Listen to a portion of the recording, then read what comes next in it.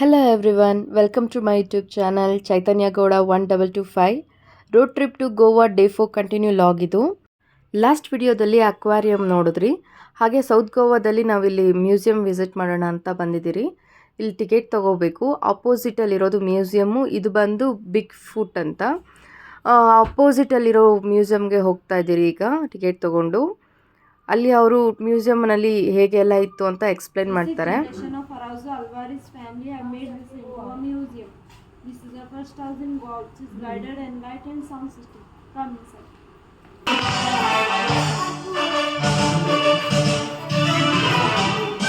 Welcome to Casa Araujo Alvarez.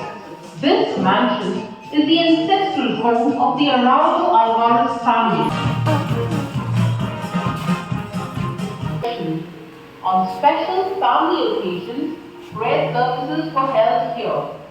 Every evening at 6:30 we together as we say. ಅವರಿಲ್ಲಿ ಏನೇನು use ಮಾಡ್ತಿದ್ರು, ಹೇಗಿದ್ರು ಅಂತ ತೋರಿಸ್ತಿದ್ದಾರೆ. ಎಲ್ಲಾನು ಕವರ್ ಮಾಡ್ಲಿಕ್ಕೆ ಆಗ್ತಿಲ್ಲ, ಎಷ್ಟಾಗುತ್ತೋ ಅಷ್ಟು ಕವರ್ ಮಾಡ್ತಿದ್ದೀನಿ. ಲೈಟಿಂಗ್ಸ್ ಎಲ್ಲ ನೋಡ್ಬೇಕಾದ್ರೆ ಸ್ವಲ್ಪ ಇಂಟ್ರೆಸ್ಟಿಂಗ್ ಅಂತ ಅನಿಸ್ತಾ ಇದೆ. ಇದು ಅವರ ಅಡ್ವೊಕೇಟ್ ರೂಮ್ ಅಂತೆ, ಬನ್ನಿ ನೋಡೋಣ.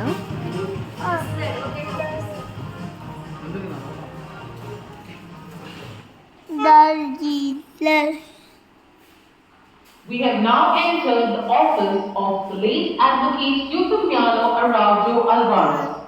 The well-known lawyer practiced law widely all over Goa. He was known to be a very gracious and helpful person. Spectacles and some stamp papers from the Portuguese era as well as after liberation. Services was sometimes done in time.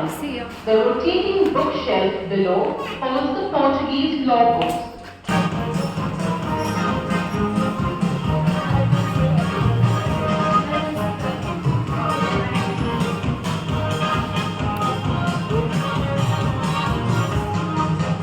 The concept of the attached bathroom came from here. You see on display some emergency toilets normally known as commodes.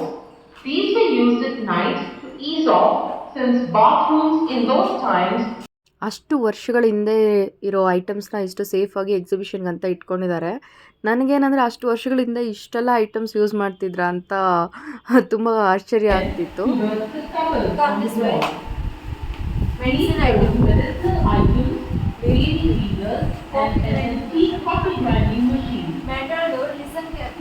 ಇದು ಮನೆ ಒಳಗಡೆ gardening ಥರ, ಸುತ್ತ ಮನೆ ಒಳಗಡೆ space ಬಿಟ್ಕೊಂಡಿದ್ದಾರೆ. ಹಾಗೆ ಅವರು face mask ಕೂಡ ಯೂಸ್ ಮಾಡ್ತಿದ್ರಂತೆ. ಇವಾಗ ನಾವೇನು ಫೇಸ್ ಮಾಸ್ಕ್ ಅಂತೀರಿ ಅದನ್ನು ಈ ಥರ ಕ್ರಿಯೇಟ್ ಮಾಡ್ಕೊಂಡಿದ್ರು. ಹೊರಗಡೆ ಎಲ್ಲಾದರೂ ಹೋಗಬೇಕಾದ್ರೆ ಅವರು ಫೇಸ್ನ ಕವರ್ ಮಾಡ್ಕೊಳ್ಳಿಕ್ಕೆ ಈ ಮಾಸ್ಕ್ಗಳನ್ನ ಯೂಸ್ ಮಾಡಿಕೊಂಡು ಹೋಗ್ತಿದ್ರಂತೆ. You will see a mini bar to the right.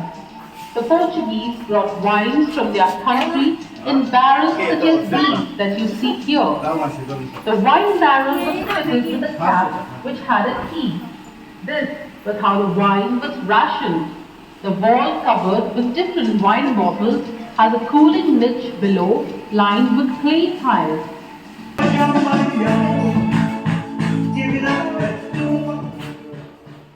The chapel in the corner holds the icon collection of the priest. At the moment, the chapel boasts of more than 300 icons.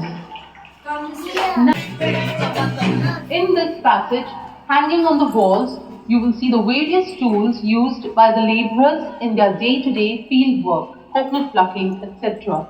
The main crop of Goa is rice and coconut.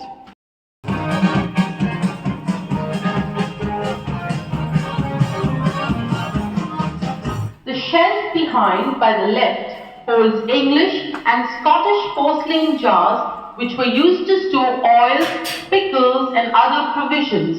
बेटी making cake oven. The huge earthen pot उस समय बड़े-बड़े घर में cake बनाते थे. बीबिंग का गोवा's famous sweet cake. ಹಿಂದೆ ಈ ಮನೆಯೆಲ್ಲ ಮ್ಯಾನೇಜ್ ಮಾಡೋದಕ್ಕೆ ಒಂದು ಸರ್ವೆಂಟ್ನ ಅಪಾಯಿಂಟ್ ಮಾಡಿದ್ರಂತೆ. ಆತ ಹಿಂದೂ ಆಗಿದ್ದು ಗಣೇಶನ ಭಕ್ತ ಆಗಿದ್ದಂತೆ. ಆತನಿಗೆ ಗಣೇಶನ ಸ್ಟ್ಯಾಚ್ಯೂಸ್, ಫೋಟೋಸ್ ಅದನ್ನೆಲ್ಲ ಕಲೆಕ್ಟ್ ಮಾಡೋ ಹಾಬಿ ಇತ್ತು. ತುಂಬ ಅಂದರೆ ತುಂಬಾ ಕಲೆಕ್ಟ್ ಮಾಡಿದ್ದಾರೆ. ಆ ಎಲ್ಲ ಒಂದು ಕಲೆಕ್ಟ್ ಮಾಡಿರೋ ಒಂದು ಐಡಲ್ಸ್ನೆಲ್ಲನೂ ಸೋಕೇಸ್ ಥರ ಮಾಡಿಸಿ ಎಲ್ಲ ಅದರಲ್ಲಿ ಪ್ಲೇಸ್ ಮಾಡಿದ್ದಾರೆ. ತುಂಬ ಅಂದರೆ ತುಂಬ ಗಣೇಶಂದು ವೆರೈಟಿ ಆಗಿರೋ ಸ್ಟ್ಯಾಚ್ಯೂಸ್ ಆಗಲಿ ಫೋಟೋಸ್ ಆಗಲಿ ಎಲ್ಲನೂ ನೋಡ್ಬೋದು. ತುಂಬ ಹಿಂದೆ ಕಾಲದಿಂದ ಲೇಟೆಸ್ಟ್ವರೆಗೂ ಎಲ್ಲ ಥರದ್ದು ನೋಡ್ಬೋದು ಇಲ್ಲಿ. ಇಷ್ಟೊಂದು ಚೆನ್ನಾಗಿರೋ ಹಾಬಿ ಅಲ್ವಾ ಕಲೆಕ್ಷನ್ಸ್ ಎಲ್ಲ. ಅವ್ರ ಹಾಬಿ ಆಗಿರುತ್ತೆ ಮತ್ತು ಅದನ್ನು ಇನ್ನೊಬ್ಬರು ಕೂಡ ಇನ್ಸ್ಪೈರ್ ಆಗುತ್ತೆ. ಈಗ ನಾವು ಕೂಡ ಅವ್ರನ್ನ ನೆನೆಸ್ಕೊಂಡು ಇದೆಲ್ಲ ನೋಡ್ತಾ ಇದ್ದೀರಿ. ಇದು ಡೈನಿಂಗ್ ಏರಿಯಾ, 25 ಮೆಂಬರ್ಸ್ಗೆ ಸಿಟ್ಟಿಂಗ್ ಇದೆ ಅಂತ ಇಲ್ಲಿ. ಹಾಗೆ ಅದ್ರ ಬಗ್ಗೆ ಎಲ್ಲ ಎಕ್ಸ್ಪ್ಲೈನ್ ಮಾಡ್ತಿದ್ರು. ಇದು 200 ಇಯರ್ಸ್ ಬ್ಯಾಕ್ ಪಿಯಾನೋ ಅಂತ ಹೇಳ್ತಿದ್ರು. ಇದು ಡ್ಯಾನ್ಸಿಂಗ್ ಫ್ಲೋರ್ ಅಂತೆ, ಅದಕ್ಕೆ ವುಡ್ಡನಿಂದ ಮಾಡಿದ್ದಾರೆ. ಡ್ಯಾನ್ಸಿಂಗ್ಗೆ ಅಂತ ಒಂದು ರೂಮ್ ಇಟ್ಕೊಂಡಿದ್ದಾರೆ.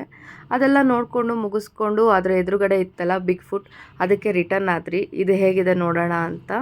ಇದು ಏನಾದರೂ ಮ್ಯೂಸಿಯಂ ಸೇಮ್ ಇರುತ್ತಾ ಅದೇ ಥರ ಮತ್ತೆ ಬೋರ್ ಆಗಿಬಿಡುತ್ತಾ ಅಂತ ಯೋಚನೆ ಮಾಡ್ತಿದ್ದೆ.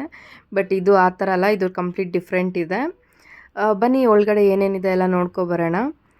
ಇದು ಬಂದು ಸ್ವಲ್ಪ ಹೋಲಿ ಪ್ಲೇಸ್. ಇದು ರಿಯಲ್ ಆಗಿ ನಡೆದಿರೋದು, ಸುಮ್ಮನೆ ಬಿಗ್ ಫುಟ್ ಅಂತ ನೇಮ್ ಅಲ್ಲ, ಅದು ಬಿಗ್ ಫುಟ್ ಅಂತಲೇ ಒಂದು ಸ್ಟೋರಿ ಇದೆ ಅದು ಅಂತ ಹೇಳಿದ್ರು.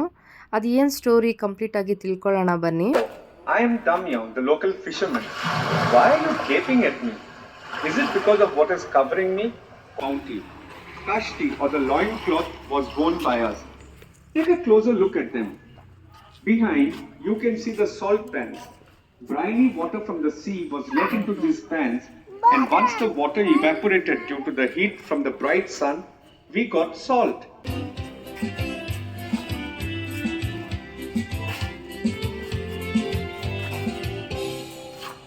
Hi, a picture of fisherman's patron Saint Anthony is prominently displayed in the hut, and they would pray to him before venturing into the sea.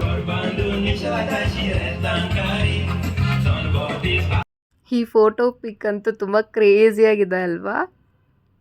It is a light drink and is mostly consumed during the summer months. Urak mixed with more fermented juice is one.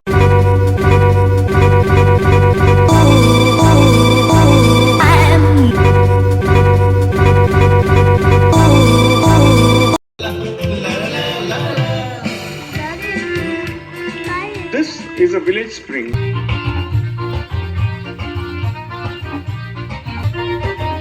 In fact, in those days, the potter was a very important person. Here you can see the various stages involved in preparing the clay item, ranging from sieving the sand to polishing the final piece and baking it. Note the change in clothing at every stage of work, including the different attire worn by those marketing. Next to Nandu's house is Inas's house. He is the local carpenter and his house doubles up as a workplace too. Here we can see Inas's wife feeding her child behind the curtain. The carpenters of those times amalgamated Western patterns with Indian motifs to prepare truly artistic furniture. ಹಿಂದಿನ ಕಾಲದಲ್ಲಿ ಗೋವಾದಲ್ಲಿ ಜನ ಯಾವ ರೀತಿ ವಾಸಿಸ್ತಿದ್ರು, ಅವರ ಒಂದು ದಿನಚರಿ ಹೇಗಿತ್ತು, ಅವ್ರ ಕಲ್ಚರ್ ಹೇಗಿತ್ತು ಅಂತ ತೋರಿಸ್ಕೊಡೋದಕ್ಕೆ ಈ ರೀತಿ ಮಾಡೆಲ್ಸ್ನಲ್ಲಿ ಮಾಡಿದ್ದಾರೆ. ತುಂಬ ಚೆನ್ನಾಗಿ ಕಾಣಿಸಿದೆ ಎಲ್ಲನೂ. ಇದು ಅವ್ರು ಪ್ರೇ ಮಾಡ್ತಿದ್ದು ದೇವ್ರಂತೆ. ಇದು ಬನ್ ಸೇಲಿಂಗ್, ಆ ಕಡೆ ಎಲ್ಲ ಬನ್ ಜಾಸ್ತಿ ಬಳಸ್ತಿದ್ರು. ಹಾಗೆ ನಮ್ಮ ಥರ ಮುದ್ದೆ ಅನ್ನ ಸಾಂಬಾರ್ಗಿಂತ ಬನ್ ತಿನ್ನೋದು ಜಾಸ್ತಿ ಇತ್ತಂತೆ. ಬೇಕಿಂಗ್ ಎಲ್ಲ ತೋರಿಸ್ತಿದ್ದಾರೆ. ಮತ್ತು ಬಳೆ ಹಾಕಿಸ್ಕೊಳ್ಳೋದು, ಅದರ ವೆರೈಟೀಸ್, ಬಳೆ ಯಾರ್ಯಾರು ಏನೇನು ಯಾವ ಕಲರ್ ಹಾಕಿಸ್ಕೊಳ್ತಾರೆ ಅಂತಲೂ ಎಕ್ಸ್ಪ್ಲೇನ್ ಮಾಡ್ತಿದ್ರು.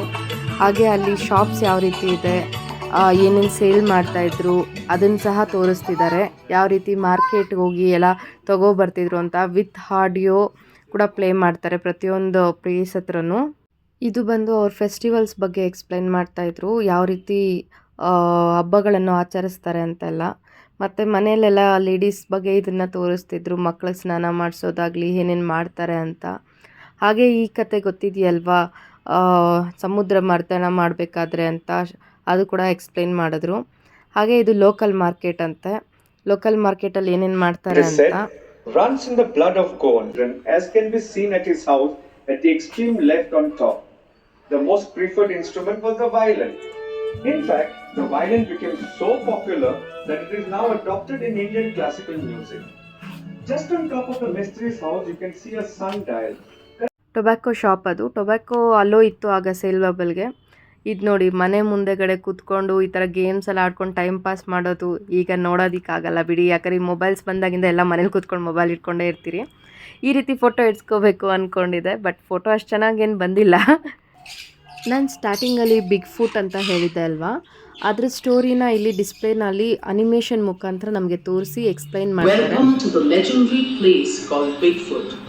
The story depicted through the 8 pictures explain how the footprint found. This is the story of a wealthy man called Mahadev. ನಾವು ಸ್ಟೋರಿ ಎಲ್ಲ ಕೇಳಿಕೊಂಡು ಹಾಗೆ ಒಳಗಡೆ ಈ ಪ್ಲೇಸ್ ಏನಿದೆ ಅದಕ್ಕೆ ನಿಮ್ಮ ಕೋರಿಕೆನ ಹೇಳಿಕೊಂಡು ಪ್ರೇಯರ್ ಮಾಡ್ಬೋದು ಅಂದರು. ಹಾಗೆ ನಾವು ಬಂದು ಪ್ರೇಯರ್ ಮಾಡಿಕೊಂಡು ಹೊರಗಡೆ ಬಂದ್ರಿ. ಸ್ಟೋರಿ ಏನಪ್ಪ ಅಂದರೆ ಆತ ಎಲ್ಲನೂ ಕಳ್ಕೊಳ್ತಾನೆ, ದಾನ ಧರ್ಮ ಮಾಡಿ ಮಾಡಿ ಹೆಂಡತಿ ಮನೆ ಮಠ ಎಲ್ಲನೂ ಕಳ್ಕೊಳ್ತಾನೆ. ಆದರೂ ದಾನ ಧರ್ಮ ಮಾಡೋದು ಬಿಡೋದಿಲ್ಲ. ಲಾಸ್ಟಿಗೆ ಅವನು ಒಂದು ಕಾಯ್ತಾ ಇರೋ ಬಂಡೆ ಮೇಲೆ ನಿಂತ್ಕೊಂಡು ದೇವರಿಗೆ ಪ್ರಾರ್ಥನೆ ಮಾಡ್ಕೊಳ್ತಾನೆ. ಅದು ದೇವರು ಅವನ್ನ ಪರೀಕ್ಷೆ ಮಾಡೋದು. ಆತ ಅದನ್ನು ಮಾಡಿದಾಗ ದೇವರು ಪ್ರತ್ಯಕ್ಷ ಆಗಿ ಆತನಿಗೆ ಮೋಕ್ಷ ಕೊಡ್ತಾನೆ. ಆತ ಕಾಯ್ತಾ ಇರೋ ಬಂಡೆ ಮೇಲಿಂದ ಹೆಜ್ಜೆಗಳನ್ನ ಬಿಟ್ಟೋಗ್ತಾನಲ್ವ, ಅದಕ್ಕೆ ನಾವು ಏನಾದರೂ ಪ್ರೇಯರ್ ಮಾಡೋದ್ರಿಂದ ಅದು ನೆರವೇರುತ್ತೆ ಅನ್ನೋ ನಂಬಿಕೆ. ಇಲ್ಲಿಗೆ ಇದು ಮುಗ್ದಿದೆ. ನಾವು ಮಕ್ಕಳು ಎಂಜಾಯ್ ಮಾಡ್ತಾರೆ ಅಂದ್ಕೊಂಡ್ರಿ, ಬಟ್ ಅವರೆಲ್ಲ ನಿದ್ದೆ ಮಾಡ್ತಿರೋದ್ರಿಂದ ಅವ್ರನ್ನ ಹೊತ್ಕೊಂಡು ಓಡಾಡಿದ್ದಕ್ಕೆ ನಮಗೂ ಸುಸ್ತಾಗೋಯ್ತು.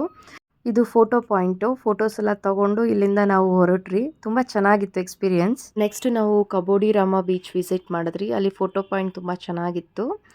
ಎಲ್ಲ ಮುಗಿಸ್ಕೊಂಡು ರೂಮ್ಗೆ ಹೋಗೋಣ ಅಂತ ಹೊರಡ್ತಾ ಇದ್ರಿ. ಇಲ್ಲಿ ರೋಡ್ನಲ್ಲಿ ಕೆನಾಲ್ ಏನಿದೆ ತುಂಬ ದೊಡ್ಡದಾಗಿದೆ, ಕೇವ್ ಥರ ಚೆನ್ನಾಗಿದೆ ನೋಡಿ. ಈಗ ಸೌತ್ ಗೋವಾಯಿಂದ ಗೋಕರ್ಣ ಕಡೆ ಹೋಗ್ತಾ ಇದ್ದೀರಿ. ಗೋಕರ್ಣ ಟೆಂಪಲ್ ನಿಯರ್ ಎಲ್ಲಾದರೂ ರೂಮ್ ಮಾಡ್ಕೊಂಡು ಮಾರ್ನಿಂಗ್ ಟೆಂಪಲ್ ವಿಸಿಟ್ ಮಾಡೋಣ ಅಂತ ಪ್ಲ್ಯಾನ್ ಇದೆ. ಇವತ್ತಿನ ಡೇ ಅಂತೂ ತುಂಬ ಚೆನ್ನಾಗಿ ಹೋಯಿತು. ಎಲ್ಲನೂ ಚೆನ್ನಾಗಿತ್ತು ನೋಡೋದಕ್ಕೆ ಎಲ್ಲನೂ. ಹಾಗೆ ನನ್ನ ಚಾನಲ್ಗೆ ಯಾರ್ಯಾರು ಸಬ್ಸ್ಕ್ರೈಬ್ ಮಾಡಿದ್ದೀರಾ ಅವರೆಲ್ರಿಗೂ ತುಂಬ ಅಂದರೆ ತುಂಬ ಥ್ಯಾಂಕ್ಸ್. ಇನ್ನೂ ಯಾರು ಸಬ್ಸ್ಕ್ರೈಬ್ ಮಾಡಿಲ್ಲ please do subscribe to my channel. ಹಾಗೆ ನೆಕ್ಸ್ಟ್ ವೀಡಿಯೋ ಎಲ್ಲ ಬೇಗನೆ ಅಪ್ಲೋಡ್ ಮಾಡೋದಕ್ಕೆ ಟ್ರೈ ಮಾಡ್ತೀನಿ. ಹಾಗೆ ನನ್ನ ವೀಡಿಯೋಸಲ್ಲಿ ಏನಾದರೂ ಚೇಂಜಸ್ ಮಾಡ್ಕೋಬೇಕು ಅಂತೆಲ್ಲ ಸಜೆಷನ್ ಕೊಟ್ಟಿರೋರಿಗೆ ತುಂಬ ಥ್ಯಾಂಕ್ಸ್. ನಾನು ಅದನ್ನೆಲ್ಲ ಆದಷ್ಟು ಅನ್ವರ್ಸ್ಕೊಳ್ಳೋದಕ್ಕೆ ಟ್ರೈ ಮಾಡ್ಕೊಳ್ತೀನಿ.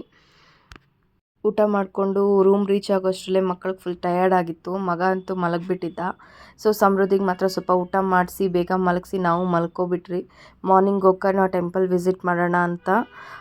ನಾಳೆ ನಾವು ಗೋಕರ್ಣ ಮತ್ತು ಏನೇನು ಕವರ್ ಮಾಡ್ತೀರೆಲ್ಲ ವೀಡಿಯೋನ ಬೇಗನೆ ಅಪ್ಲೋಡ್ ಮಾಡ್ತೀನಿ. Thank you so much for watching my video. See you soon in my next vlog. Bye bye.